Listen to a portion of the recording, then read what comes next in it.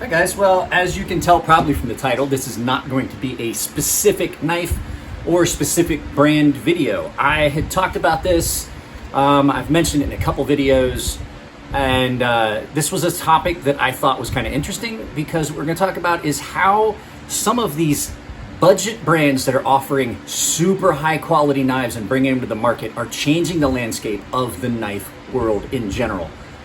So without any further ado, let's go ahead, and if you're watching on headphones, turn down the volume because here comes the music.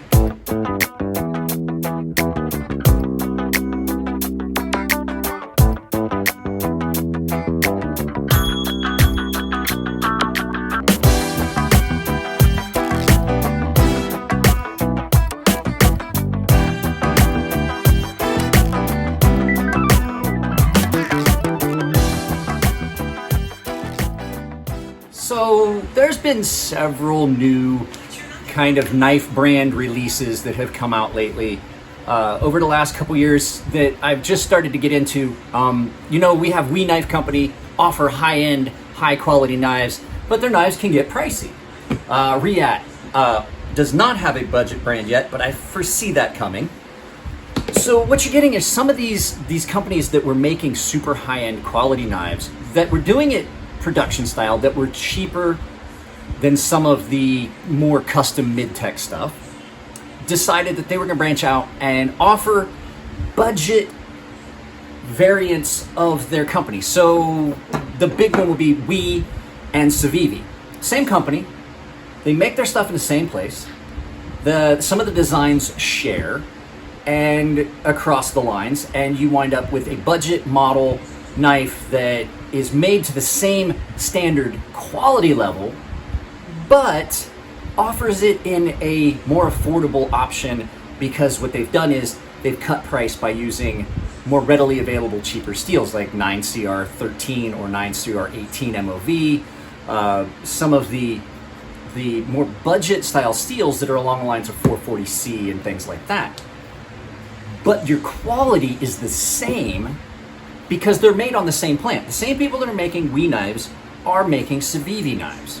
So, that standard of quality is there. It's just the difference in the materials. So what we're gonna do is we're gonna take a look at a couple of these. Now, I don't have a Civivi knife here, but I will tell you, I've seen a bunch of Civivi knives. They're great. Elliot has designed a couple knives for Civivi, the Civivi brand, and they're really good. I've seen the prototypes. They might not necessarily be in production yet, but what you're looking at are knives that are every bit as good as $400 and $600 knives, but at a price point that's so much more affordable. Now, before we get into this, everybody says, oh, you're gonna talk about Chinese-made knives. Well, I would hazard you to hold your thoughts on that because the fact is, one of the companies I'm gonna mention in this video is Spyderco, and they have a good portion of their catalog that's made in Taiwan, which, I hate to tell you guys this, it may be considered, or they may have some contention about it, Taiwan is China. So, that's not made in China, it's made in Taiwan. Great, guess what? China looks at Taiwan as if it's part of their country. There's not that much difference. So let's go ahead and we'll get the camera turned around, and I'm gonna, I maybe turn it around or tip it down, but what we're gonna do is we're gonna talk about some of these knives and some of the knife brands and the difference in pricing and what you're getting. As I stood here and I thought about it for a few minutes, I don't think we're really going to do much of the looking down on the knives because we're not looking at any specific knife in general. I may, for like when we make some comparisons between a Spyderco and a Benchmade and what you're getting, we might get a closer look, but basically I have my knife case here and I did the math and I've got about $12,000 worth of knives in this case. That's gonna make my wife go nuts because she's standing right behind me and probably doesn't know how much money is tied up in these knives. But most of these knives were purchased a while ago and a lot of them were gifts, and I got a lot of this stuff secondhand. But if you look at MSRP based on that, that's about $12,000. So you can't compare things like these handmade, hand-carved, semi-custom pieces that Elliot makes. You can't compare them to these. So what we're solely going to look at are some of the higher tier production brands versus what you get for some of these newer budget knives and where I think some of that disparity is coming from. So, we're going to start off and we're going to talk about just some basic standard pricing stuff. Okay? So, give me a second. I'm going to lay these knives out. We'll take a look at them and we're going to compare prices and take a look at what you get for the money. So, I'm going to warn you guys up front, this might be a longer video because things like this, I get into pontification mode where I just start talking and I don't shut up. So, just be ready for that. So what are we going to look at first? Now, I have a list of knives, prices, MSRPs, and actual price based on some research I did. And I stuck with knives that I had either examples of here at the house or very similar examples of. So you're only going to see me compare a couple Benchmades and Spydercos. I do know that there's more knives out there that I could easily do, but I don't have examples of both sides of the fence. You see what I'm saying? So I can tell you the price of a Benchmade, like a Benchmade Para 2 versus the price of some of the others, but I don't have an example to kind of show you what you're getting for the money. So I stuck with things that are close. There's knives, there's two knives that I'm gonna mention, but the fact is that they're constructed almost identically to one of the other knives that I do personally have here. So let's look at some specific price comparisons, okay? So, first of all, we'll look at some of these higher-end knives. And I'm using Spyderco and Benchmade as higher-end production knives because truly they are, in theory. But we're going to look at what this price points versus a comparison of the budget brands. So, this is a ZDP 189 Spyderco Endura. Now, you know I've had an issue with this blade. It's not necessarily all that the Spyderco Enduras and ZDP 189 are going to have that blade issue. I personally have an issue and I just haven't sent it back. So ZDP 189 Endura is MSRP'd at $189. $189. Blade HQ's price for this knife is $129.50. Okay? Now, a regular Endura, just a full flat grind. I'm looking at my sheet here, so it's not like I'm not Joe Biden. I'm not reading a teleprompter. Well, kinda I am. So the Endura 4 full flat grind in any other steel is still $185. That upgrade in steel only gets you $4 with an MSRP or on Blade HQ. I'm sorry, of $129. It's 50 cents cheaper to buy a regular VG10 version than it is to buy the higher priced Super Steel version. Kind of makes no sense. Delica, a Delica 4, which is kind of constructed the same. I mean, they're FRN handles, full flat grind. A Delica 4, full flat grind, FRN handle, MSRP is $120. $84 on the website, on Blade HQ. So, what do you get for that? Well, you get a pretty bare bones knife. You're getting FRN handles. Now, granted, this is got liners inside to reinforce it, but you're still dealing with a fairly flimsy knife at $129, $130. Benchmade, the Benchmade 940. Now, this is done in an aluminum handle with S30V, which a lot of people say, oh, that's a really, really good steel. I'm not a fan of it. I'd actually rather have an S90V version. So Benchmade 940. Plain aluminum handles. Nothing really fancy. Not even titanium. It is light. I do have to admit, it is light. $220 is the MSRP on this knife. $220. Now, I will say that this is a Japanese-made knife. Country of origin on this one's Japan. Country of origin on this one is the United States. But you do know that if they had all the products, all the parts made in China and brought it back to the States and assembled it, they could technically say it was, and country of origin was the United States, as long as they added 51% of the overall value of the knife. So, does that mean that this knife was made in the United States? No, it doesn't. $187 for this knife. Now, this is a pretty plain Jane knife. $187. So what are you really getting for that price? Well, we're going to take a look at both of these knives from the top down and take a good quick look at them before we get into some of the budget stuff and making comparisons.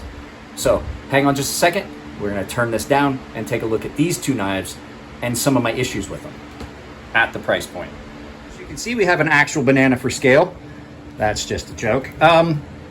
So this is my one that I have the biggest contention with. The price of these knives over the last few years has continued and continued and continued to go up. So this is an Endura in VG10. I'm sorry, ZDP 189. I'm sorry. VG10 price, not that much different. Now, this steel is rusted because that's just the type of steel it is. So what are you getting? You are getting a bare bones, really simple and plain FRN handle in a lockback, which I like lockbacks. It has nothing to do with that. You get, some modularity and removability. But taking these knives apart is a pain. Putting them back together is a pain. And the FRN handles allows this. You guys ready? I'm sorry, but for $189, a knife that is plasticky and is just FRN, strictly just form molded, reinforced nylon handles should not cost me $130. Now, the Delica that I mentioned, like I said, the Delicas are $84 on Blade HQ, $120 MSRP for a Delica. It's basically the same. It's just smaller. Now, are they great knives? Yes, I've always loved this style knife. I won't buy another one because the price continues to go up and I don't see the quality matching the price. Spydercos now are coming historically with historically bad grinds. This one still, you can see where I still have not rectified the low spot here. Even with a sharpening choil in it, there is still a misgrind at the heel of this knife. It took a long time to adjust the tip and get it from being as asymmetrical. There's still a spot there that I have not rectified because their grinds are bad. So you're getting a $150 knife, $130 knife, I should say, with something that you're gonna have to correct the first time you sharpen it, and it's not centered well. Benchmade. Benchmade's quality has been dropping and dropping and dropping over the years. Like I said, this knife is $187 online, and you're looking at $200 with no bells and whistles. Now, I'm going to give you a little bit later a comparison to this knife in the same ballpark price. So, these are the knives that I'm showing you that are some of the knives. Now, are there other American-made knives and companies that are doing a little bit better of a job? Yeah. Are there some that are doing worse? Absolutely. But basically, you're paying a lot of money for that. So, now what we're going to do is, we're going to turn it back around, and you and I are going to talk about some of these budget knives. And I have picked out 3 knives that are budget line knives to make a quick comparison. So let's go ahead and do that. I'm leaning in because I did not want to have to readjust the camera. I just turned it around. So now we're going to talk about QSP and CJRB knives because I have them here at the house. So, you guys already know I brought this up. This is a $30 knife. This QSP Penguin, $30 knife. Does not come standard with the rainbow multicolored lanyard. If you want one of those, you're going to have to purchase one of those for my daughter. She made that for me. So what are you getting in this knife? Well, this knife is pretty bare bones. This is a $30 knife, but it comes with micarta handles. So you're getting some more exotic materials, I should say. I am going to have to bring that camera up, so hold on just a second. I have to lean over. So you're getting some better materials. Micarta is a really good material. It's a good grip material, but you're getting this one's in blue denim. So you're getting some unique stuff. This is a D2 blade, still a really good steel. I don't dislike D2. I like some better, more corrosion resistant options, but still really, really good, really, really viable steel. So like I said, $30. That's what you're paying. I couldn't find the MSRP. My internet went down as I was trying to get the last numbers, but I do know that that's a $30 knife versus $130 knife. This knife, really good action, runs on washers, it is super smooth, takes a really good edge, and it's well made. There is no play. There's no play in that. So, like if I was to do I can't bend this $30 knife and flex it like I can this $130 knife. So, let's take a look at the CJRB Centros. This knife right here. This is done by Artisan Knife through their CJRB budget brand. MSRP on this knife, you ready? On this exact knife, which I really, really like, $58.76. $56.76. $36 on Amazon. This is the one I found on Amazon where the price was a little bit cheaper, so that's why it's in there. Blade HQ is $39. You can get this knife on Amazon for $36. And I'm not gonna lie to you, this knife, rock solid. I can flex any knife. I'm having to, like, there's no play. Let's take a look at the CJRB Feldspar. Now the Feldspar, I didn't realize it when I did the Centros, but they have a couple different versions, especially the Feldspar. So the Feldspar, this knife has been immensely popular for CJRB. This is a really nice knife. Nice contoured handles, super nice contoured G10 handles. The G10 version, MSRP for this knife, which this knife has a little bit of play, but that's because the pivot's loose. I had this knife apart and did not get the pivot tightened. So I don't want you guys to see that and think, oh, well, I took this knife apart for another video that I didn't finish shooting. This knife is blade plate because I didn't finish putting this knife back together real tightly. I still have to go through and finish tightening everything. So at any rate, D2 steel, G10 handles, MSRP of $47.98. Artisan and CJRB have some weird pricing structure. On Blade HQ, this knife is $39.85. This knife is way more comfortable than either one of the more pricey, and don't get me wrong, I know that they're different knives. This knife, to me, is every bit as nice as a Benchmade Griptilian, which I don't have an example of, so I didn't put it in the price structure, but the Griptilian is a good bit more expensive. This is basically what the Benchmade Griptilian would be like if it was made well. I'm sorry, I know that irritates people when I start doing stuff like that, but it's funny. And then the CJRB Rhea in D2. Oh, I'm sorry, I forgot about the micarta. There's a micarta version of this. So same knife, same blade steel, just with higher end materials for the handles. Micarta version, MSRP $69.95. Blade HQ has it for $52.95. So I know that I'm showing a lot of CJRB knives as these budget knives, but the fact is that's what I currently have. It's not has nothing to do with a bias because my knife is getting made by Artisan. If anything, this is impressing me more how good my knife's going to be when it comes out from Artisan. So yeah, $52.95 for the micarta version of this on Blade HQ. That's still more than half the price of this, and this is a better looking knife and it's better feeling. I know I'm comparing apples and oranges, and then you guys absolutely know how much I adore this knife. This knife has pushed a lot of knives out of my pocket. So that's just one of those things. Like it's amazing to me that some of these knives exist. Hang on a second, I've got something. Brand new fan I just bought quit working, so it's gonna get warm for a little bit. So, like I said, CJRB Rhea, MSRP for the D2 version with G10 or G10 Jade or G10 Black. You know, it depends on the G10 you get. MSRP is $43.97. Now that's still a really good knife. It's the same knife, just different materials. Blade HQ has it for $33.95. That is the D2 and G10 version. This is the RPM 9, the AR RPM 9 blade steel version with micarta handles. And it is $72.54 MSRP, but Blade HQ's got it for $54.95. So, now that we've talked about like the budget knives and things like that, let's talk about how I think this is changing the landscape of the knife world, because it's a really, really unique situation we're in right now.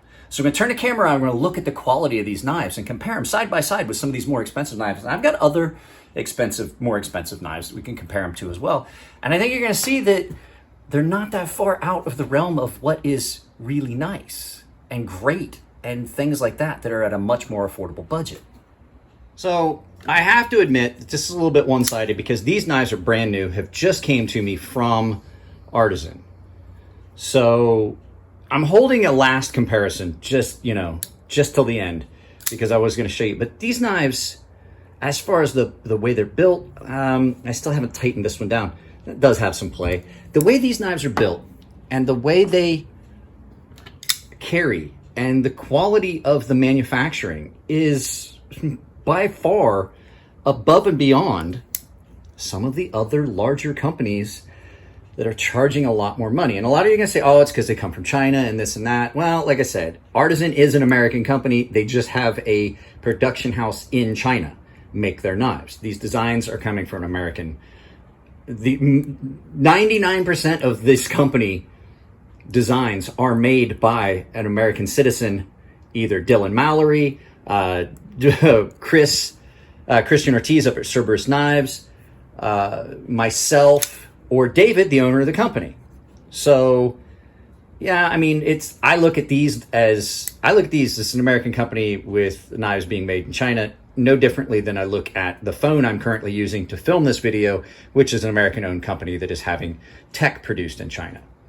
So that's the CJRB the CJRB Centros and the CJRB Feldspar. Now, these are really, really nice, fairly kind of similar design knives. I definitely have a preference. We'll talk about a video about that. So these are all super high quality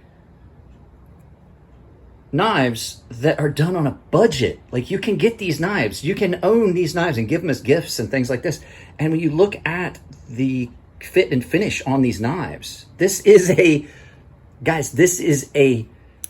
$54 knife on Blade HQ. Micarta handles, polished liners, powdered metallurgy steel blade that I have tested vigorously. And this pocket clip is different. The pocket clip you would normally see on this is going to be real similar to what you see on the Feldspar and that other one. So, the Benchmade. Take a good close look at the Benchmade. Now, granted, this knife is a little bit older and it's been refinished, but, you get aluminum handles, which, as you can see, have been dinged and dented and things like this. This knife does get a good bit of use and carry. But here's the big one. This knife is put together as good as I can get it.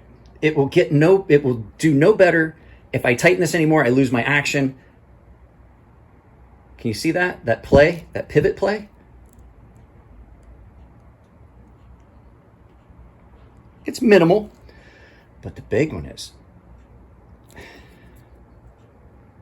There's a lot of play in that. Now, if I push up on that lock, it doesn't go away. This direction play goes away, but this does not. This blade has play in it, and I don't trust the Axis Lock springs all that much.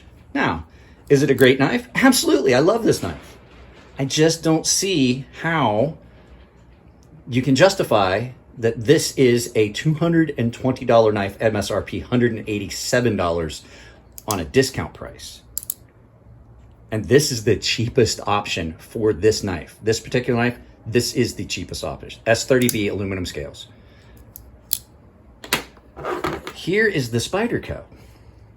This is the one that disappoints me the most when I look at how the prices have changed. This is not, guys, this is not a $120 knife. This is not a $130 knife. This is not the $189 MSRP. I don't care what steel you put in it.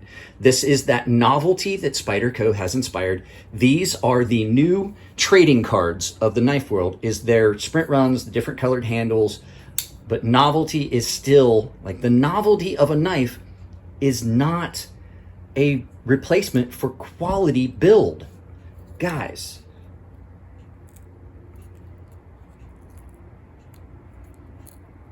I can torque that blade along the lines of the lock. Can you see it? I can bend it this way with one thumb. And everybody's gonna go, oh, well, that's an FRN handle. You can't compare. Well, that's great. But I do not expect a $130 knife to do that. I have this pivot so tight that you can't Spidey flick this. There's no way. It will not Spidey flick. I have got the pivot so tight to account for how much play there is in it. Like I said, watch this.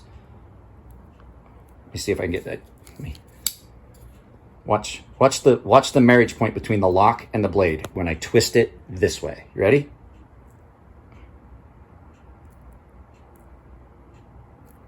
I'm not bending it. I'm twisting it. This does not hold up to the rigors of hard work like this will. This is a $30 knife. And guys, I still love this knife. It still gets a lot of pocket time. That is gorgeous with that micarta. So they're even using exotic materials at a lower price.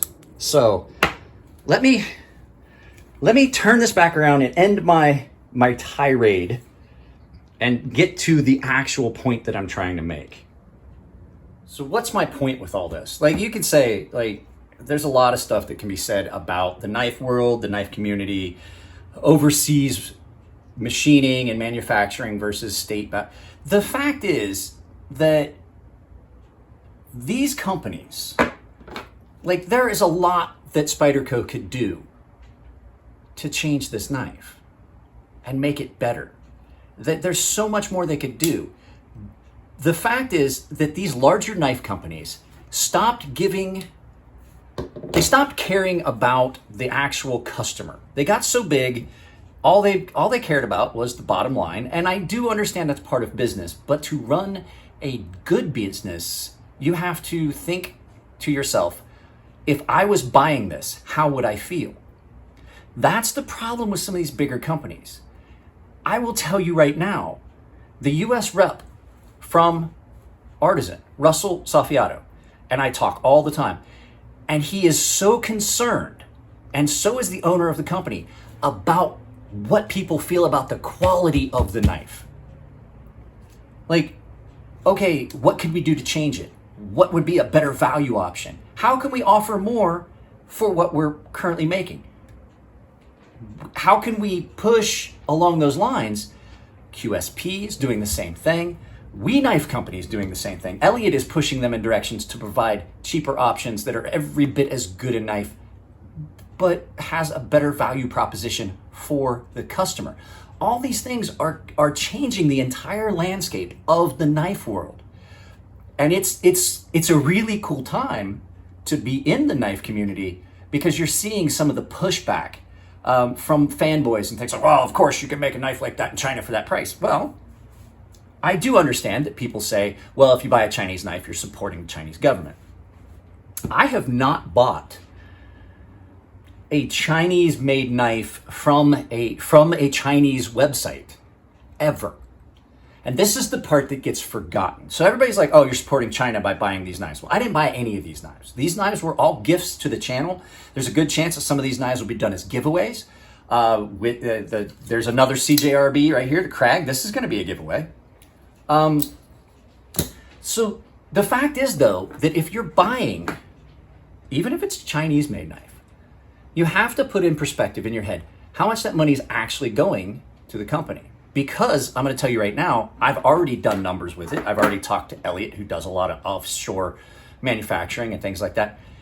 If you're not buying it directly from the company, like if you went to We Knife Company's website and bought that knife directly from them, yes, that I would definitely say that 100% supports the Chinese government.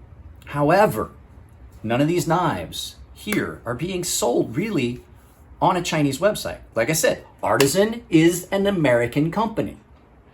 They are. They're owned by an American. Just happens to be produced in China. So if you buy this from the Artisan website, you're supporting Artisan and CJRB, which is an American company.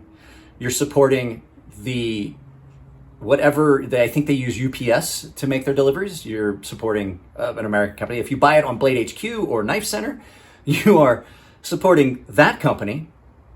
And you're also supporting the American designers, such as Dylan Mallory, myself, David, and things like that. And so yes, possibly the manufacturing part, those people are getting paid to do the manufacturing. Yes, you are supporting Chinese government.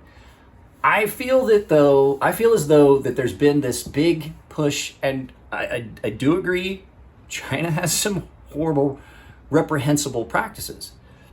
But I'm not seeing the same complaints coming out of buying Russian knives, which is another communist country that have the same reprehensible and horrible standards that other people do. And people are buying Russian-made knives and buying stones from Venev, which is a Russian company, and things like that. So I just see it as kind of a double standard.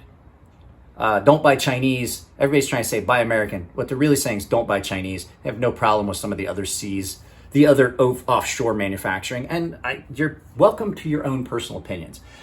I just personally think that it gets twisted, and people are forgetting that, like Artisan is an American company.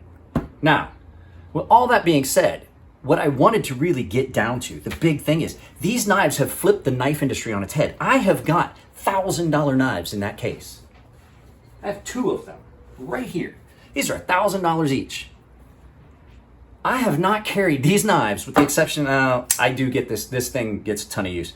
I have carried this knife almost nonstop since I received it. This is the CJRB RIA that I have carried from day one when it showed up, and it is really hard for me not to carry this knife because for all intents and purposes, this is about a perfect knife. And I'm seeing that coming out of these companies. Kaiser's budget brand, off the charts amazing. I mean, Kaiser has got some amazing budget stuff too. ZT has a budget brand. You guys might have forgotten about it, but ZT and Kershaw, well, they might be US made products, but they are a subsidiary of a Japanese company called Kai. But you have ZT, and then you have Kershaw. Kershaw is now having a lot of stuff made offshore in China. Spyderco has a lot of stuff made offshore in Taiwan and China. Cold Steel hasn't had an American-made knife since I was active duty in the military. I think I have one of the last American-made fixed blades that they did. It's a matter of perspective, and it's unfair to vilify some of these companies when they're offering such a value proposition. It is amazing at how much a $30 knife, let's put it in perspective, a $30 knife 15 years ago, 10 years ago, you'd be looking at an M-Tech, and they were horrible. They still are horrible. They're gas station knives, but they're like $8, $10 now. If you bought a $20 or $30 knife 10 years ago, it was like a 3-day user, and you threw it in a dumpster behind the job site when you're done. That's what it was. Now you're getting collector level quality knives at half the price. And like I said, Spyderco has turned into the trading cards, the Yu-Gi-Oh cards, of the knife world, with their proposition where they offer a novelty but don't change the quality, and people are willing to pay for it, and I just don't get it. It's that younger group that just, I guess they didn't have the baseball cards and stuff that we had when I was growing up, and the what do you want to call action figures, and so now they've latched onto that, and they're reliving a childhood through having like these novelty, different color handled knives. So, all right, guys, I could go on about this for days. This could be a 3-hour long live feed of me talking about this, but I have to end it. So if this is content you guys enjoy, please let me know. And I may edit out some of this to make it a little shorter. I'm fully expecting this to be like a 20-25 minute video. So, guys, yeah, budget knives have changed so much in the last 5 years. It's just amazing to me how this landscape, and big time knife makers and designers are realizing it, and people are getting upset because they're trying to find their way into this new space in the knife world. Beg Knives is trying to find ways to get their popular designs at the $100 mark or lower, so that instead of being the top tier, that instead of it being the top tier knives, they're where only a handful of people can afford them. Those designs that everybody lusted after are going to be in your pockets soon. I have one here at the house. Their Steelcraft Glimpse. The knives are going to continue to get better quality at a lower price point, and if American manufacturing can't figure out how to, get in on that and figure it out, we're gonna lose. We are losing. We already lost. We have a chance to come back. American manufacturing used to be used to be the gold standard, was made in America, and we've let that fall, and we need to bring it back. So you can look at this as that I'm siding with a Chinese company, with Chinese manufacturing, or you can look at it, this is a wake-up call for American manufacturing. However you want to look at it, it's your opinion. So guys, I love you all. One last thing, this is the bar that this company should be shooting for, because this is a $212 knife and this is a $187 knife, and I will take this every day, twice on Sunday, over this knife. So guys, I love you all. Take it easy. I'll put stuff in the corners. I'll talk to you later.